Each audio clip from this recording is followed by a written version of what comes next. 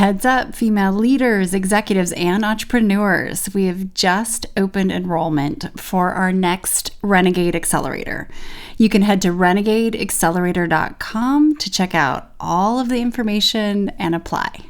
I think it's hard to not get in our own heads and place a lot of assumptions of what other people are thinking about us. But it's also important to recognize that you can't really control that narrative. I'm Amy Jo Martin. Welcome to the Why Not Now show.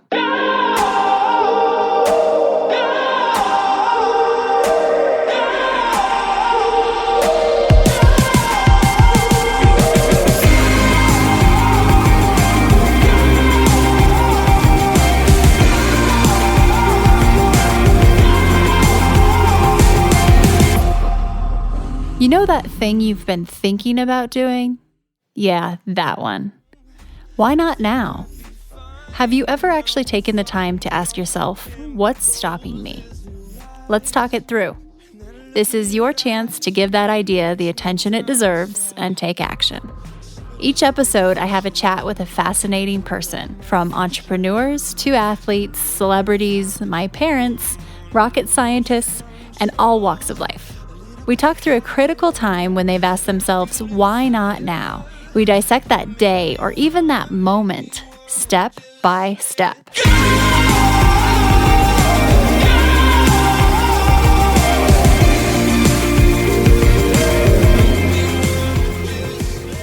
We have Britt Hiller on the show today, and I'm grinning from ear to ear because I'm so excited for you to meet the human who has been by my side this entire year, helping me day in and day out grow Renegade, and has taught me so much. So Britt is our COO, our Chief Operating Officer here at Renegade. She's an attorney by trade, but she's a brilliant operator more than anything. And I'd say what tops that is she's an incredible leader. So her love language is leadership. And most recently, prior to Renegade, she was a CEO of a fintech company. She tripled revenue and the size of the team with 97% retention. And she took it to exit via a private equity transaction. She did this all with integrity and a heart of gold as she sat at that table. Britt is definitely one of those individuals you want by your side. I feel like I've met my soul partner in business. And she just leads an incredible life where my team and I definitely learn from her daily. She is able to share in this episode and articulate a lot of her beliefs around leadership, a lot of the tactics in which she's able to instill and empower confidence in individuals while also giving them enough guidance they need to be able to grow. In this discussion, Britt and I do talk through some of the daily operations and systems and things we've put into place to reinvent our own relationship with time and how we navigate our days. This is some of the stuff we teach with our corporate clients. These are specific things that we do to get the most out of our days so we can spend our time doing what we're most uniquely qualified to do. So I look forward to hopefully hearing your feedback on some of these ideas. And without further ado, here's Britt.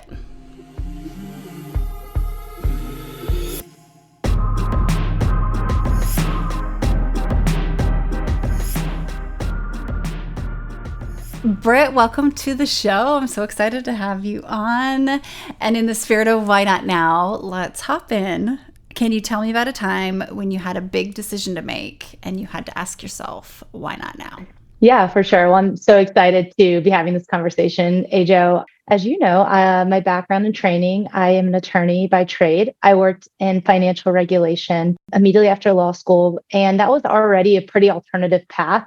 Not the traditional, when you're in school, you go to summer at a firm and then you start the firm, or you go and clerk with a judge. And so I'd already taken sort of the renegade, what felt like the renegade path in law school by going into financial regulation. So super sexy. And I was at a firm in DC, wonderful firm, coworkers loved it. But I kept having this calling that I had worked at a startup and throughout law school in their legal department. I kept feeling this pull and this calling to go back to the startup world. So I had this moment where I had a friend who was starting a new company, and he had asked for some legal support in terms of getting some of his employment documents in order. And I started helping him, and then really loved that. And word of mouth started to spread. So I started picking up a few more clients. And I had this moment where I realized I was only really staying at my full-time job, even though my side hustle had sort of replaced that full-time job. I was only staying there because I was in the back of my mind, what are people going to think if I leave? Like, I went to law school and I got this training. And what are people going to think if I go out on my own 1 year in? Are they going to say she doesn't know what she's doing? She shouldn't be going out on her own. And then one day I had this revelation of kind of two things. One, people don't think about you as much as you're thinking about yourself. So no one is stalking my LinkedIn and wondering, what is she doing next? And two, I was like, do I want to sit here and do what I'm supposed to do? Or do I really want to go after what is calling me, what feels meaty and challenging and exciting? And at the time I was 27, and I remember thinking, well, I'm going to take this leap of faith. I'm going to believe in myself. And worst case scenario, I still have this that I can go back to. And as you know, I never went back to practicing law, and it's opened up doors and opportunities I could not have ever seen at the time. That's so good. And I want to talk about kind of the journey since then, because it's been quite a journey. But what you just said about, people aren't really waiting around just wondering when you're going to update your LinkedIn profile and your status for your next experience, right? So we forget that, but it weighs in. I can imagine the investment you made, time and financially, into law school. And was there ever a feeling of, okay, I'm not going to be using that degree, that cred anymore? Or did you always kind of know it would be baked in, and that was a big part of your education that you would apply down the road? Like, did you feel like you were really turning your back on it, or was it more of an integration? Yeah, that's a great question. I think I've always felt like it was an integration, even still today, because it's the training and the mentality that you get to think logically, your problem solving, and the mediation lessons that you learn in law school. Like, a lot of what you're learning is how to navigate and see both sides of a problem. And that has served me so well in my executive and leadership roles.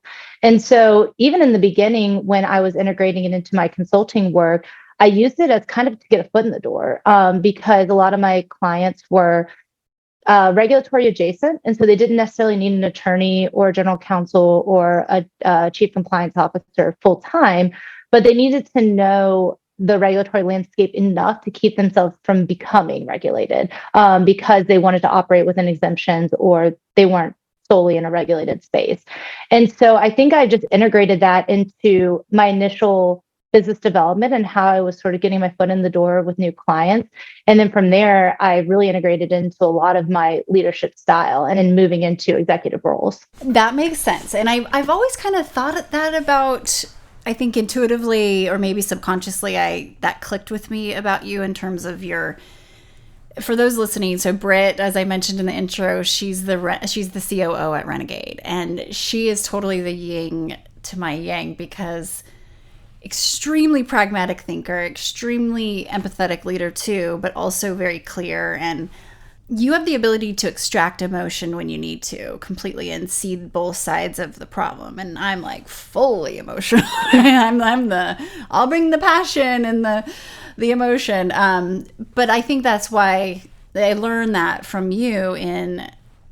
You just have this way of removing bias and looking at data, maybe versus context and all of the, other softer data that subconsciously sometimes it's hard to extract. And so that makes sense about law school and just looking at problems from a strategic standpoint, but also having a ton of heart. And we'll get to that a little bit later, because there are very few people that I see that, that can come across as cold, I think sometimes, or as kind of more sterile.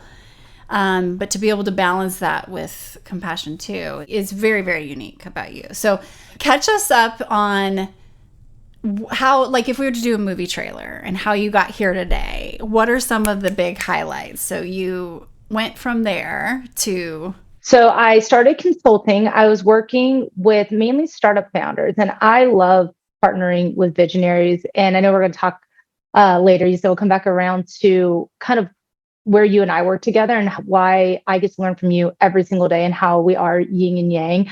I love partnering with people that have a lot of passion and a vision to really disrupt the space that they're in. And what I love to bring is that operational excellence. Working in financial regulation, work in the regulatory space. I wrote a lot of SOPs. I love process. I find process very sexy because we have a close friend of ours, Amy Joes and I, that says process leads to cash flow and revenue. And so that makes it a lot more sexy and a lot more efficient. And so I went and I started partnering with visionaries and founders of startup companies. So I was in Richmond, Virginia at the time. And we've got a pretty healthy startup ecosystem there. And I was very grateful and lucky that word of mouth was sustaining my consulting business. I didn't have an interest at the time in building a firm. And part of that was a little bit of, I didn't know what that would look like because I wouldn't be building a law firm. And I didn't really I'd worked in politics in the past and advocacy, and I didn't want to be really looking at growing a lobbying firm, and I didn't really want to build a communication firm. So I was like, really, what would my next hire be if I was going to build a firm? And I ended up getting referred to a company in Austin, Texas, called Simpler Trading. And I met with their founder, John, and we hit it off right away. I am very lucky that I can be pretty selective about the founders that I work with. And it has to be a balance of, I believe in their vision and the mission of the company. And I want to hang out with you. Like I want to get a drink with you. Like I'm excited to get on calls. I don't roll my eyes every time someone calls. And I've had clients in the past that is not always the case. Like all of us have. And so I had another one of those why not now moments where John was like, you could be impactful in this organization. I don't exactly have a title for you. Would you be willing to come to Austin? And then 2 weeks later, would you be willing to move to Austin?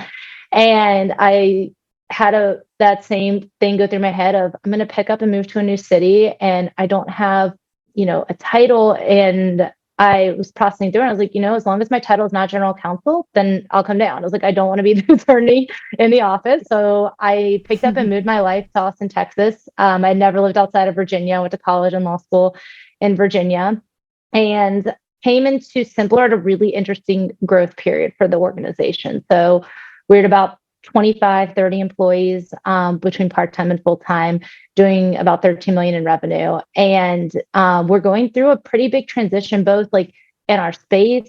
At that point as a team, when you're starting to grow, you've got folks who have been with the team for a decade. You've got new people coming in with very specific skill sets, and you're trying to integrate these two groups. And that can lead to a lot of tension and a lot of inefficiencies, but also just people being scared and resistant to change, a lot of innovation allergies. And so I worked with this team for about 4 years. And through that time I always joke, I think my initial title was director of business development. I believe that's what is on LinkedIn. I had no team. I kind of just got popped in an office, no discretion. And then within about a month, I was moved to CMO because it was overseeing the largest team within the organization. So I have no marketing background. So I'm sitting in the CMO role, having these thoughts of people are going to find out. They're going to call me out on the fact that you don't know what you're doing. You're not a marketer. And instead, what we did was we just, we aligned the team. We saw some really significant cultural transformation. It is probably one of the most fulfilling thing I've ever done in my career. We all got aligned. We were rowing in the same direction. And then we got to a point where everyone's looking to me and as CMO, and I'm kind of looking around I'm waiting for the CEO to make a decision. Let's move forward. And the CEO is CEO founder. And he called me one day and he's like, can we get dinner? And he's like, I want to step out as CEO and I want you to step into that role. And this is a company that he's had for 12 years. It's his baby. And this is about a year into my time with the company. And he's like, you've rallied this team in a way we've never seen before. We're seeing performance we've never seen before. He's like, I trust you. And I didn't take that lightly because I can't imagine handing that off to somebody. And so over the next 3 years, about 2 years, we continue just to see that same level of growth. And we exited for a pretty sizable multiple in 2021 to a private equity firm And I stayed on for about 6 months. And then I stepped down from my role as CEO and helped to transition a new leadership team and executive team on. And I turned back to what did I love about that role and what did I love about the organization, what we built, and how can I go and replicate that elsewhere? And was lucky enough to cross paths with Amy Jo in Austin and loved what we were doing here at Renegade and the impact that we're having on individuals and organizations. So just feel lucky that our stars happen to align. Same, absolutely. As I'm listening to you, I'm like thinking about your fellow law students and colleagues and community who's probably watching, eventually saw the LinkedIn, just oh, CMO, huh? Yeah. Watching these titles that really don't matter that much at all. It goes to show, right? And whatever path to get you to wherever you want to go. So when you went to, there's a couple things I want to touch on here, just because I know a tiny bit of your story that I feel would be so helpful to listeners. Do you mind sharing how old you were when you went to dinner that night before you took on the helm of CEO? I was 29. I just turned 29 like a month before. Okay, so you're 29. You take this new seat. There's definite healthy tension, as we like to say around here, with probably old guard, new guard, so on and so forth, new leader. And then, go to grow and establish a new culture.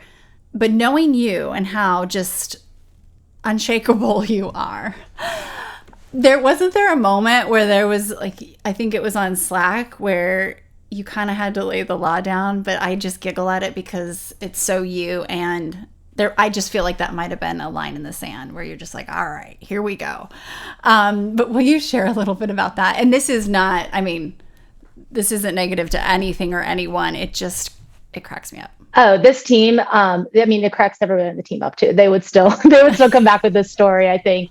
And that's what has been so cool, is to see people that were really resistant to not just, I didn't take it personally. I did probably at the time. I probably felt a little bit attacked, but it wasn't, to me, it was resistance to change. And it was rooted in there's a reason. I like to think most people are not completely irrational beings. And so there's a reason there's resistance to change. There have been a lot of change in the past and things that had not gone well. And so I totally understood that, even if it was frustrating at times. And so I laughed because you said, well, there's some healthy tension. We had a lot of unhealthy tension. We had some things that were actually not okay, and we couldn't chalk it up. And I told our team that I was like, we can't chalk this up to being a startup anymore. We're not in our infancy phase. We have grown out of that. And so we're having some really concerning communication problems. And I think a lot of tension comes down to clarifying communications. And so we had been using Slack as a communication tool, and we did the whole time I was there, and super helpful, efficiency play, great.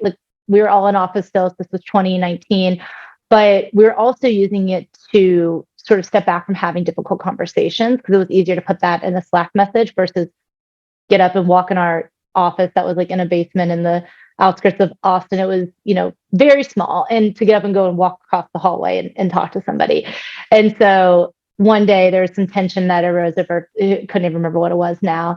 And I'm sitting in the Slack message, and I see people just kind of going back and forth. I'm like, this is so inefficient. Why are we not getting up and getting in a room and talking? And I finally kind of pushed back from my chair, and I stood up, and I was like, if we cannot start to communicate with each other, I will take away Slack. I will shut it off tomorrow. And everyone's like, because it would be completely, you and I talk on Slack and voice notes and everything. But with the company at that time, we were probably 50, 55 people. It's that would have been, it seemed unfathomable that we wouldn't have Slack. And my head of marketing came to me. He's like, did you just threaten to take away our toy? And I was like, I did. I was like, you guys have to have a conversation. You have to go and talk to each other. And I think part of that kind of talking about humanizing and really helping to understand where a leader's personality outside of their role as an executive or a manager or whatever really your title is.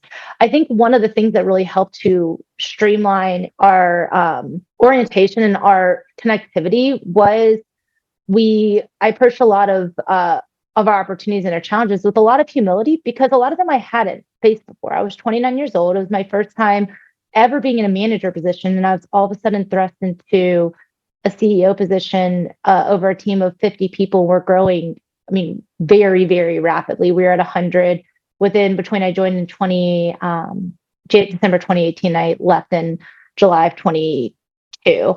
And so we were growing very rapidly. And a lot of these things I was learning for the first time. And so when I didn't know something, I would say it. I'd say, I don't know this, but we're going to have to figure it out because it's now the challenge. And I think that mentality humanized me to the team, but also built trust and this loyalty of, we want to help you figure this out. We want to do this together. And it was also learning lessons for me because I've been in other situations where that psychological safety doesn't exist.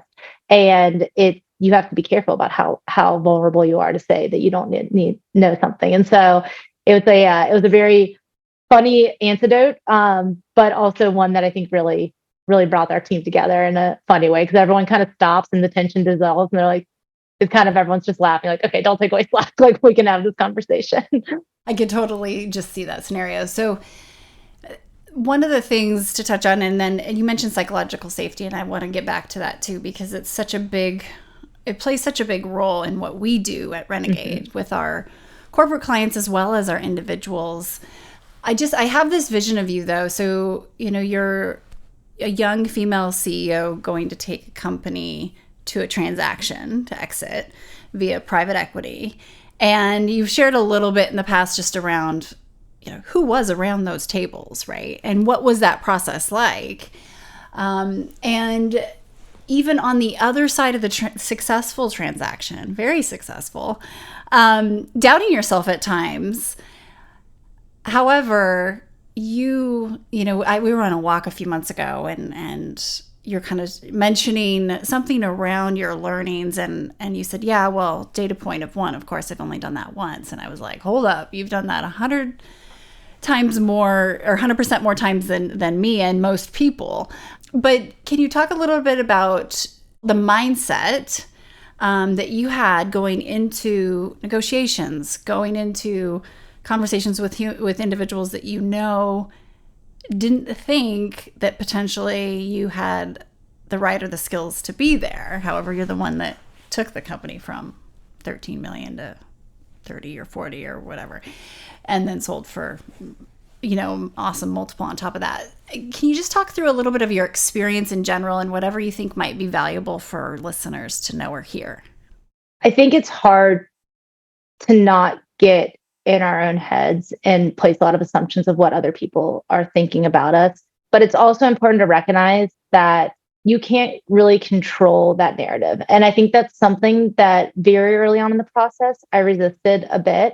I was sat in meetings where I was the only female in the room. I'd say that was probably about 95% of the meetings. And that is a known, challenge of working in finance. And my previous role was a financial education platform. And so I was very used to being the only female in the meeting. What I was not really as used to was the really apparent difference in treatment and questions that I was getting versus my male executives. And so I didn't have a CFO. I didn't have a general counsel. So a lot of these meetings I was in by myself, but I would bring in my CTO, who I'm very dear friends with. We've worked together for almost a decade now. And I would bring him into some meetings when we were talking more about the technology and the platform. And the questions of opportunity that he was asked versus the questions that immediately put my response, no matter how I answered, would feel or resonate as defensive, was pretty shocking. Like in the first few meetings, I kind of had this moment of am I being sensitive? Am I making something that doesn't actually exist? And am I using this as an excuse or a crutch as to why we didn't have a follow-up meeting? And we had, I think, 75 management calls. So for anyone who's got their transaction, it's so exhausting, but it was an insane amount of interest. We were just in a really high growing area that people are very looking heavily to invest in. And what I realized was I had a call with a dear friend and mentor of mine, and I called him. I was like, hey, I got this question and it just feels off. It felt like can you give me some more insight? He's like, I would have never been asked that. He's a CFO another company. And he's like, I would have never been asked that question in a meeting. He's like, your instinct is right. And I was like, okay, great. Can't change that. So what can I do now? And so really what I think I learned That's totally a Britt follow-up question. And so I was like, I'm not going to change, as much as I'd love to like romanticize and how I could be the one that they're like, you know what, I changed my internal bias. I'm not going to change that. And so it really shifted my perspective of, okay, I know I'm going to get questions that may feel unfair, or they may be like a little bit more putting me in a place of justification versus the place of opportunity and having to like explain.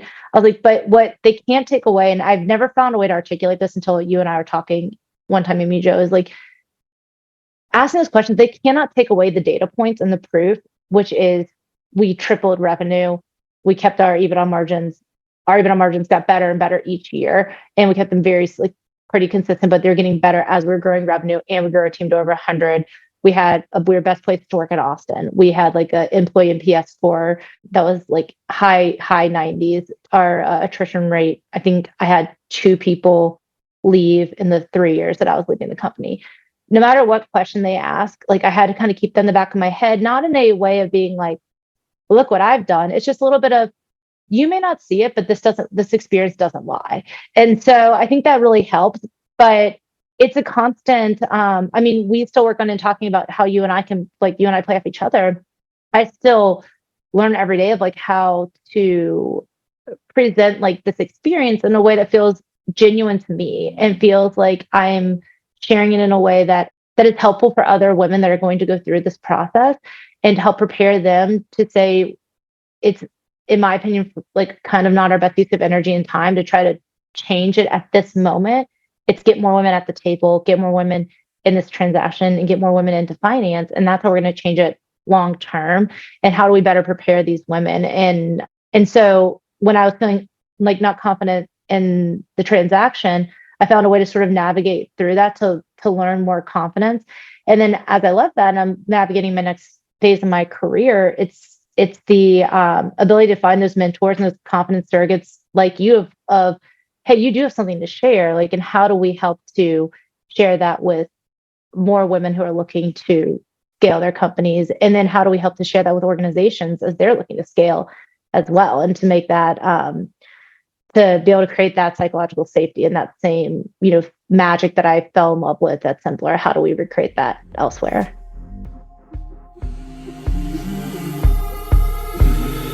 We're going to take a quick break and we'll be right back. Hi, everyone. If you are digging this podcast, please do us a favor and subscribe, rate, and review on iTunes. It just takes a moment and it means a ton to us.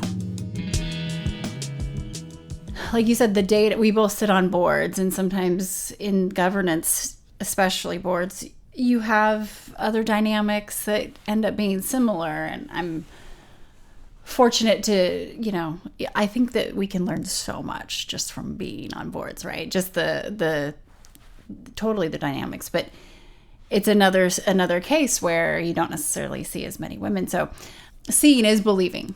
And so that's one thing that we always talk about at Renegade, where talking through these things is great. Bitching about them is not great. Yeah. If you have to get it out, great. Call your friend or whatever. But we have a saying, I think it's Dr. Roxanne always says, do you want comfort or do you want solutions? And yeah. we're solution people. So let's talk a little bit about your leadership. And I feel like this flows really well into just, what we're doing out in the field, boots on the ground in the wild, with so many dynamics shifting in the way we work, how we work, where we work, the market, technology, post-pandemic world, and not to mention AI. And Renegade, as we enter in and work with companies to help them look at this as an opportunity and as a let's go on offense and really lean in here versus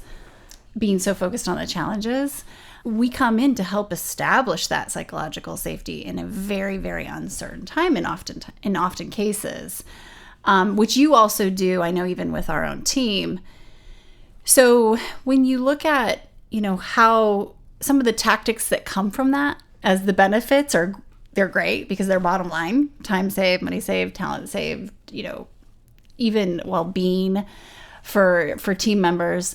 But where it starts is really at that leadership level and deciding if they're going to focus on the human or more of the professional and the outcome.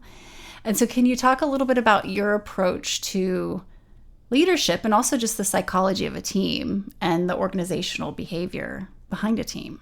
Yeah, this is talking about, where we feel not secure. I'm always like, okay, I'm not a psychologist. I've never held myself out to be one, so it's okay. I don't think anyone tuned in hoping for that. But being one of the terms you've used that I love is like being obsessed with the opportunity versus being obsessed with the challenge. And there's something about being on a team and being on, and winning together that is bonding and feels good. And it carries you through those times where you're not necessarily winning or there's challenges. And so building that, the best time to build that is when your company is already winning and people are already like kind of getting along. It's much harder to build it when you're in a place of stagnation or you're challenged, but you can still do it there too.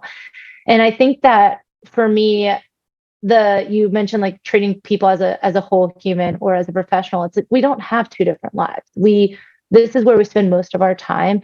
This is the people that we spend, more time with than a lot of times than with our loved ones. And so I don't know almost anyone that doesn't want, even if they don't know how to achieve it, they don't want a team that not only works effectively, but that cares about each other, that shows up for each other. We can still have professional boundaries in place. That I'm very big on. We don't have to be a family. We don't have to use that language, but we respect each other. We listen to each other. We communicate clearly, and we show up and we work as a team. And so, some of the things that we do are, I think it's likely if I was a psychiatrist, I'm sure I'd diagnose myself as a bit of defense mechanism, but I use a lot of humor. So I use a lot of humor in my leadership, and still have that level. I feel much more confident now. And also with age and experience have learned the better times of using that vulnerability and being able to raise my hand and say, hey, I don't know this, or be able to say, I know that this was the plan and we're shifting. And I get that can be frustrating, and recognizing people where they're at, what they might be carrying with them in terms of their background, their experience. All of us carry something with us, right? None of us come as a clean slate, and recognizing, taking the time and patience to say, I recognize that this might be frustrating, that we're shifting, that this might be scary. We're going to figure this out together.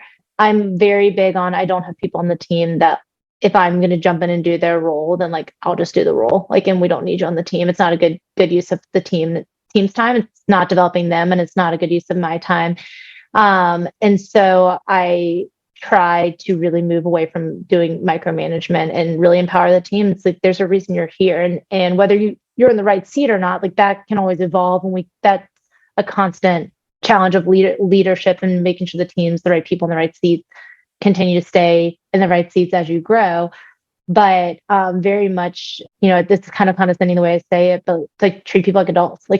You are an adult, you have some sort of experience that you're able to come in here. I'm going to trust that you can do this role, or I'm going to allow you to do it. We set very clear expectations, and with that, I expect them to be met or communication to happen if they're not going to be met. And so I think that level of trust has helped to really build strong bonds within teams. And then we're helping, how do you take that though? The challenge becomes organizational behavior and how interesting it is as a whole, because you've got your team of, we're a lean team here at Renegade. And even at my other companies that I've partnered with, teams are usually between 30 to 50 people. You can kind of be a little bit more intimate, a little move a little bit slower, for lack of better words, be a little more patient. You go to organizations that have 8,000, 100,000 people, which we've partnered with at Renegade, and we've worked with in our past careers outside of Renegade, and that problem becomes a lot more complex. And instead of trying to fix that as a whole, what I think is so interesting is when you find those people who recognize that technology is commodity, everything has been commodified, education is commodity, is very much becoming a commodity. And the human that's doing the work and what they're bringing to the table is going to be the only unique thing. We've seen it in our clients. Those people that invest in the human and that they create that psychological safety, they start to create a cultural movement within these large organizations. So it might only be 100, 200 people on the team here that they can really impact. But then other teams are saying, hey, what are they doing over there? And why does that team seem different? And you might not be able to nail it at first, but then you're like, over time, they're like, oh, that's what they're doing differently. It's not a growth hack, not that they ran one good campaign. It's not anything like that. It's that the team trusts each other. So when opportunities and issues arise, they can navigate them together much more efficiently. Mm-hmm.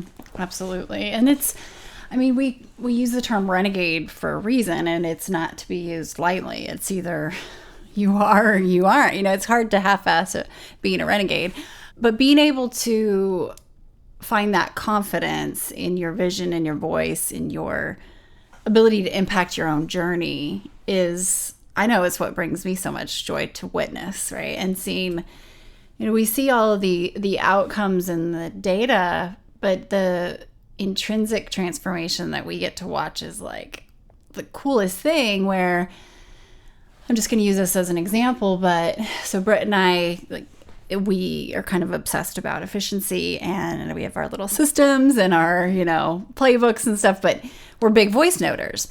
And we have our, I'd say just like shortcut language. What am I thinking of? Basically just, our shorthand own kind of language. Shorthand. Yeah. I'm like shorthand. My mom actually did know the real old school shorthand. Anyway, still fascinating. But we know each other and respect each other enough to know, of course there's kindness. We can be direct and kind at the same time. And we're just kind of on the same wavelength.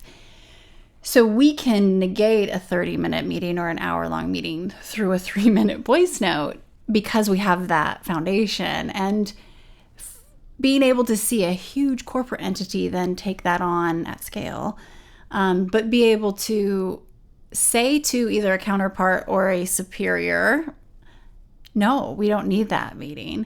It takes confidence. It takes psychological safety to know there won't be repercussions or feedback loop, that'll come back in a negative way. So the joy then in being able to see them have more time on their hands to use that in an effective way where they're at more capacity versus bandwidth, and they can do what they're uniquely qualified to do is really incredible. And I think that's where, back to your point of systemic, there has to be a shift, a transformation, and reinventing the way we do things and communicate in order to get there, because otherwise those would just be tactics that we would have done before. For sure. There's those time hacks, all of those efficiency plays, they only work because I don't feel the need to have to qualify myself for 10 minutes before I talk to you, or at the beginning of 10 minutes, or feel like I have to defend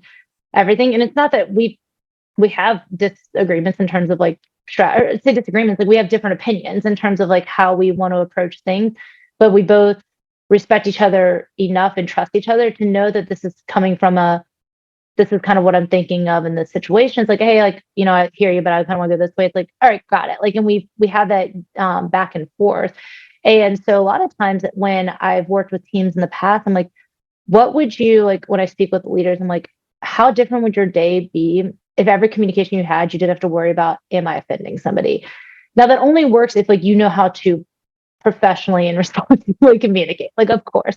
So making that base assumption is that you're communicating in a respectful and professional way. You don't feel the need to say, I don't want to hurt your feelings. And then you, as receiving that communication, don't feel this immediate prickleness of why are they attacking me? Or why are they changing the process I had? Or what are they really after?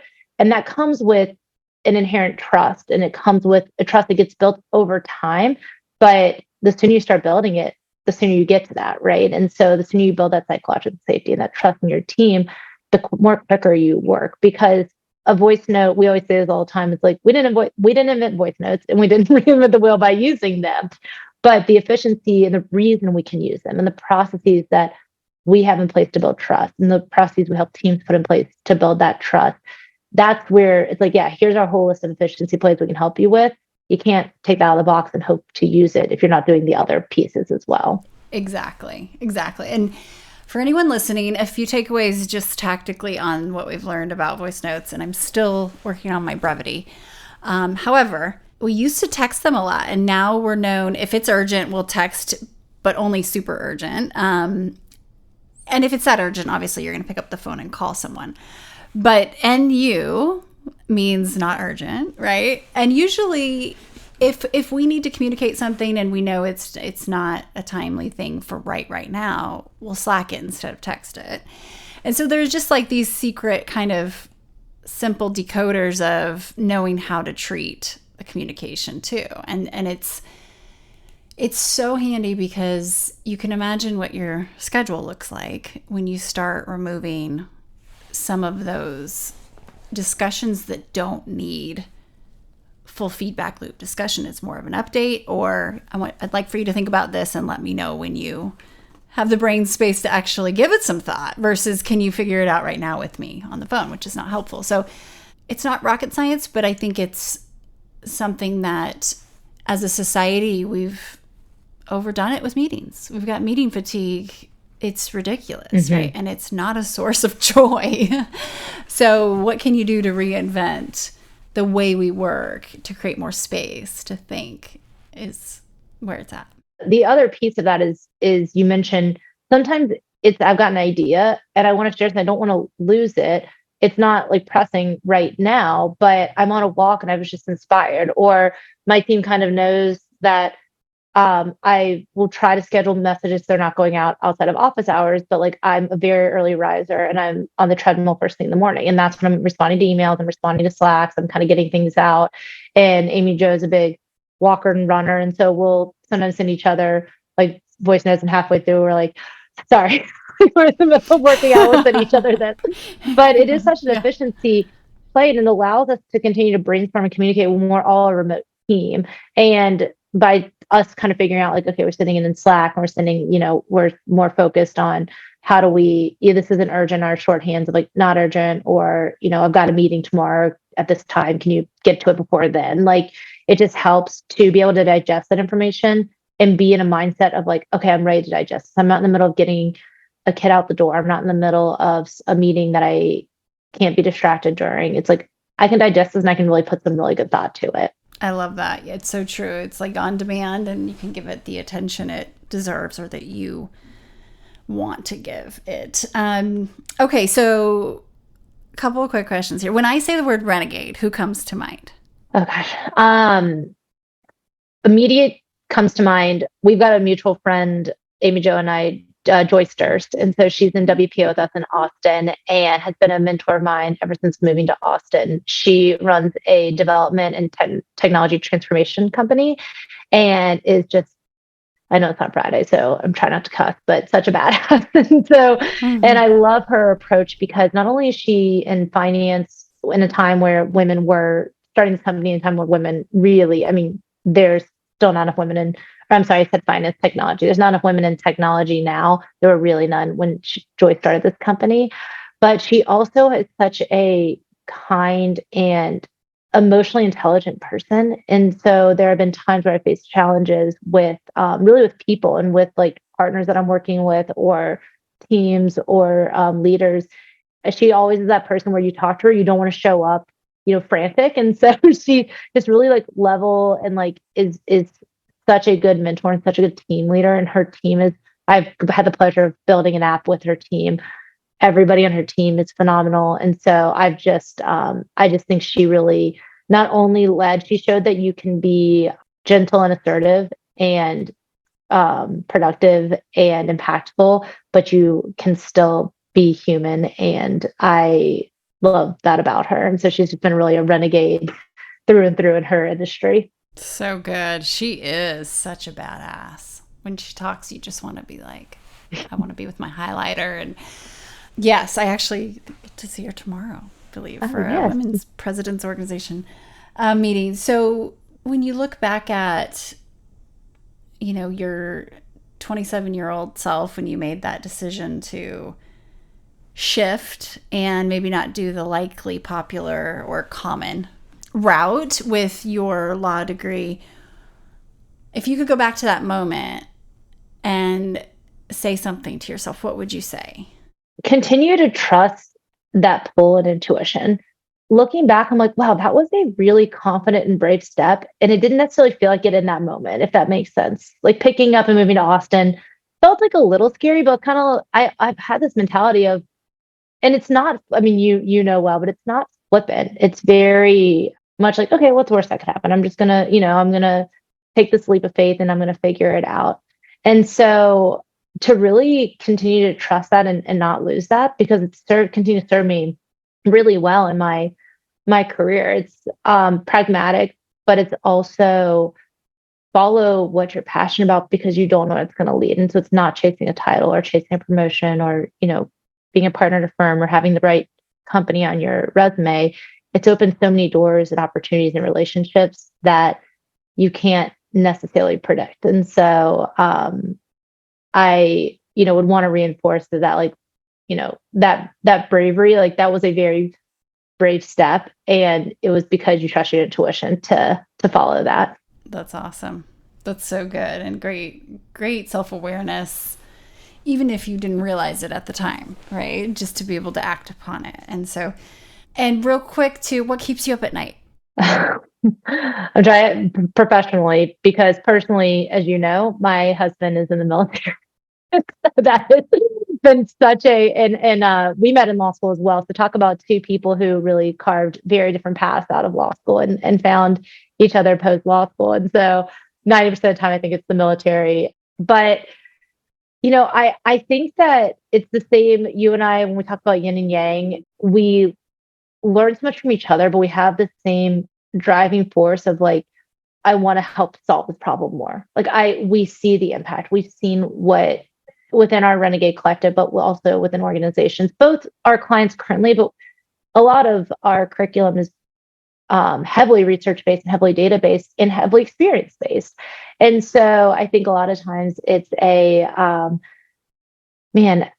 how do we continue to both help solve the problem more, and how do we continue to really lean into this human opportunity that we are at? Because this is the first time, what was so exciting, the generation before us is, wow, this whole technical revolution, all this new technology, it's coming so fast. And we're seeing this come back around. So you see it in, I use marketing as an example all the time. Digital marketing came out and it was so cool. We can retarget and we can see exactly when someone hit the site and how long they're on the site and all this, like that was brand new. Like this is insights we didn't have from traditional marketing.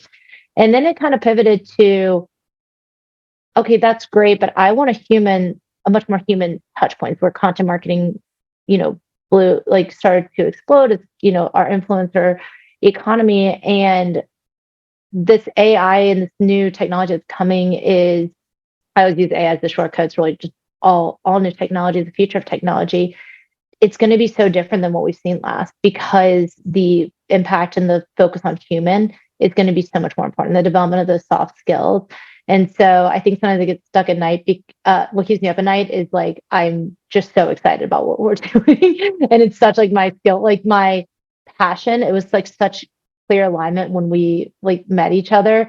And so I think I mainly stay up at night just excited about getting to do it again. I know it sounds like a little cheesy, corny, but that's what I stay up at night being like, oh, I want to solve all the problems right now. How do we keep doing? I love it. It's that fire is mutual for sure. And it's awesome getting to share more of brilliant Britt with the rest of the world, because I get to be a beneficiary every day. But thank you for sharing, and thank you for being willing to talk about, the whole piece, or all pieces of the puzzle.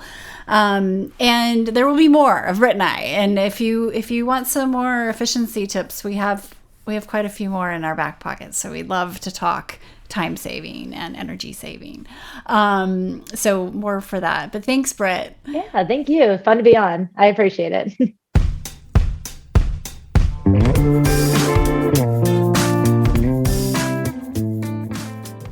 Hey everyone, thanks for listening to the show.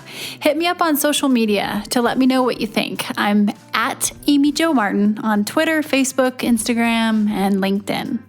And I want to hear your Why Not Now moments so I can share them on the show.